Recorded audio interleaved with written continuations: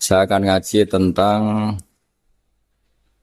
betapa mudahnya berbuat baik dan betapa mudahnya bersosialisasi yang jadi kebutuhan sosial masyarakat. Kemudian di saat yang sama sebagai kebaikan menurut Islam.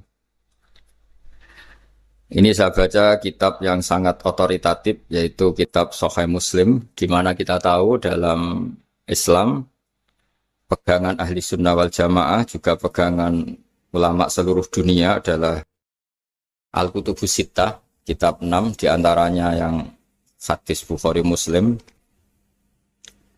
Di sini ketika Nabi ditanya tentang beberapa kebaikan, yaitu dari pertanyaan ayul a'mali afdol, amal apa yang terbaik, diantaranya Nabi menyebut sekian: iman billah, iman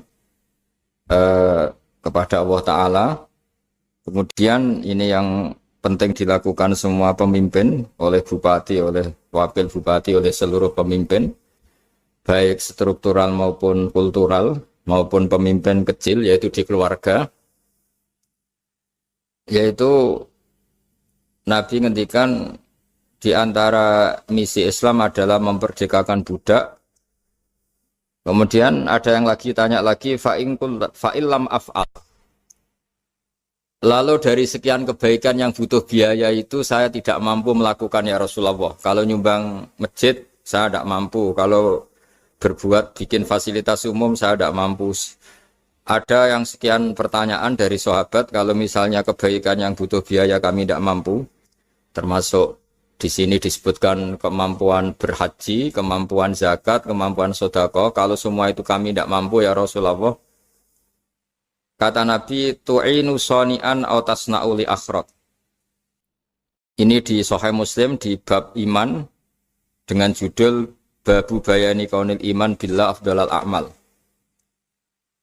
Kalau saya tidak mampu semua melakukan itu ya Rasulullah, yaitu melakukan kebaikan yang butuh biaya. Kayak bangun masjid, bangun jalan, bangun fasilitas-fasilitas publik. Tu'inu shani'an aw tasna'u li akhraq. Tu'inu nulungi sira shani'an ing wong sing ahli sun'ah, ahli kreatif atau ahli, kalau orang sekarang itu bilang dia pekerja. Dia pekerja rumahan atau production house atau apa saja. Aw tasna'u li akhraq. Atau kamu membantu orang yang tidak punya pekerjaan. Terus sahabat masih tanya, aro'aita indo'iftu an ba'dil amal. Kalau semua kebaikan aktif saya tidak mampu melakukan ya Rasulullah, kebaikan menolong orang lain, kebaikan yang bersifat aktif. Jawabnya Nabi, dan ini pegangan saya, pegangan kita semua, panduan dari Rasulullah SAW, Nabi ngendikan, takufu syarroka anin nas fa innaha shadaqatun minka ala nafsik. Ya, saya ulang lagi, takufu syarroka anin nas fa innaha shadaqatun minka ala nafsik. Kamu dalam berislam cukup menjaga supaya kejelekan kamu tidak punya imbas pada orang lain. Ya, ini penting dalam Islam. Jadi kalau tidak bisa berbuat baik, potensi keburukan kita jangan sampai menimpa orang lain. Keburukan itu bisa kejahatan kriminal, bisa kejahatan pidana atau merugikan orang lain, atau kejahatan yang tidak sampai kriminal tapi mengganggu orang lain. Misalnya contoh gampang ini, saya sumpek-sumpeknya sendiri ingin jalan-jalan, main di teman yang di jam kerja. Ini kan sumpek-sumpeknya saya sendiri ingin hiburan, terus wisata atau dolan ke teman yang sebetulnya saat itu dia mungkin ngaji atau kerja atau harus memenuhi kewajiban cari nafkah. Gara-gara nemuin saya, akhirnya dia dikomplain sama majikannya, atau gara-gara nemuin saya, dia akhirnya tidak ngaji sama santrinya, atau gara-gara nemuin saya, dia terganggu aktivitasnya. Itu juga tidak boleh, karena berarti keburukan kita punya akibat pada orang lain. Jadi kaidah dalam Islam itu kalau tidak berbuat baik, potensi keburukan kita ini jangan sampai menimpa orang lain. Sehingga di sini Islam menyarankan uzlah. Uzlah itu nyepi. Jadi misalnya kita baru penat, baru bawaannya itu emosi, baru gak suka kumpul orang, itu ya sebaiknya jangan jalan-jalan, karena di antara kebaikan Islam itu tabassum, senyum, atau talqatu wajhin, ceria. Tapi karena kita mungkin jatuh kredit, jatuh hutang, atau punya masalah keluarga, sehingga bawaan kita itu emosi. Nah, dalam seperti ini sebaiknya uzlah, menutup diri. Sehingga kata Rasulullah SAW dalam zaman akhir, di antara kebaikan itu kamu meninggalkan manusia, aktivitasnya, kemudian watadaun nas min syarrik, kamu meninggalkan manusia supaya nggak kena keburukan kamu. Jadi ada momen, ada saat di mana kita mungkin kalau ketemu orang itu bawaannya ingin sengak, ingin ngomong yang nggak enak, atau kita baru penat, itu sebaiknya uzlah saja, mengurung diri di kamar atau isolasi sendiri. Karena bawaannya baru emosi. Nah, ini yang jarang dipraktekkan. Kalau sekarang malah banyak yang saat susah, malah bawaannya ingin namam, ingin apa, menvonis orang lain atau ngadili orang lain. Padahal pesannya Nabi, kalau semua kebaikan aktif tidak bisa kamu lakukan itu, takuffu syarra ka'anin nas fa innaha shadaqatun minka ala nafsik. Sehingga keburukan kita, ya saya ulang lagi, keburukan kita yang ingin emosi, ingin apa, itu tidak punya akibat orang lain.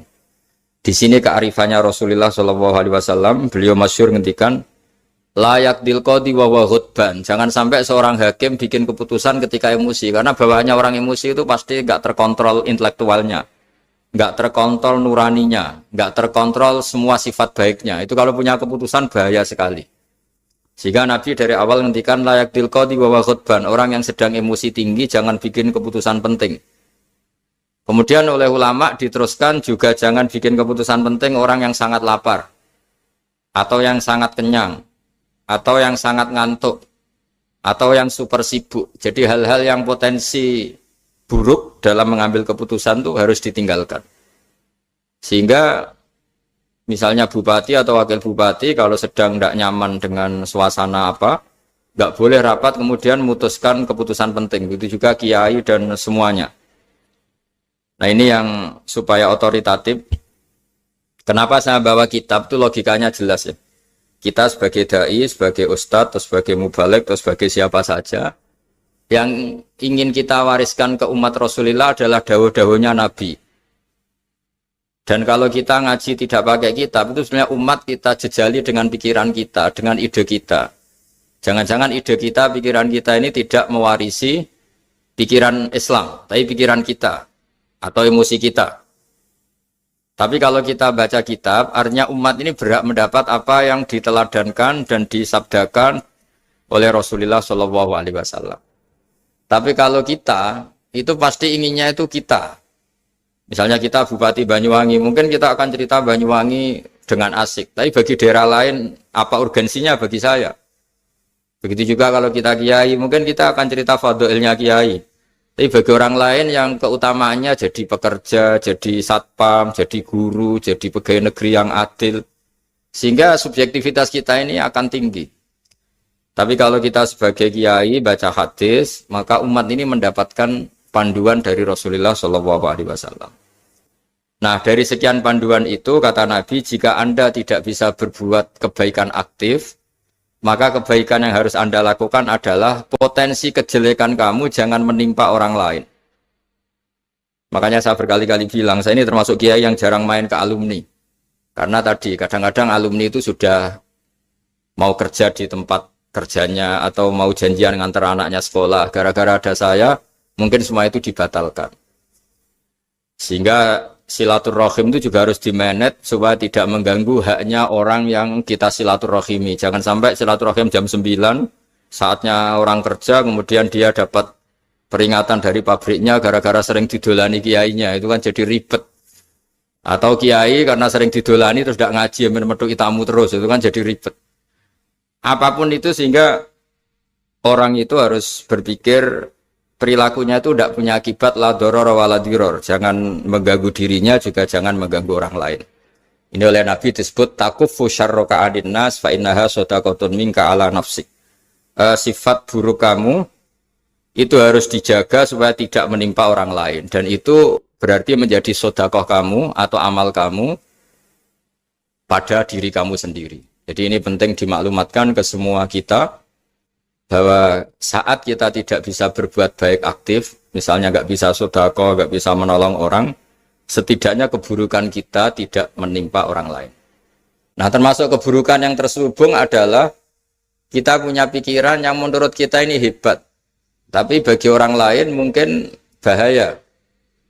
Misalnya kita punya pikiran ingin jadi orang kaya raya yang dermawan. Itu artinya kan pikiran baik karena ingin jadi dermawan. Tapi artinya bayangkan orang lain tuh miskin semua butuh derma kamu. Mana mau orang lain kamu bayangkan miskin butuh derma kamu. Orang lain juga bayangkan dirinya kaya gak butuh derma kamu. Itu namanya kebaikan yang subjektif. Kamu ingin jadi kiai yang ngajarin orang banyak. Oke, itu baik. Tapi kan berarti kamu bayangkan orang lain gak bisa ngaji terus kamu saja yang bisa ngaji sehingga kamu yang ngajarin. Ya sudahlah, kebaikan itu udah usah muluk-muluk seperti itu. Jadi apa yang ditakdirkan kita jadi bupati ya jadi yang baik, menolong pekerja-pekerja yang baik. Saya kemarin diceritain banyak oleh Mas Anas aktivitas Pemda Banyuwangi yang menolong banyak orang, juga masyarakat juga saling menolong dan seterusnya dan terusnya. Jadi ini jelas maksud saya supaya bupati dan semuanya pemimpin melakukan kebaikan itu berdasar panduan dari Rasulullah SAW, di mana di antara aturan yang dianjurkan beliau adalah aktivitas kita sebagai manusia adalah tu'inu soni'an au tasna'uli akhrak. Ya, saya ulang lagi, saya ulang teks hadisnya secara lengkap supaya dapat berkahnya Rasulullah SAW. Ada beberapa pertanyaan dari sahabat, ya Rasulullah, jika saya tidak bisa berbuat baik yang berbiaya atau tidak bisa berbuat baik yang aktif, apa yang saya harus lakukan?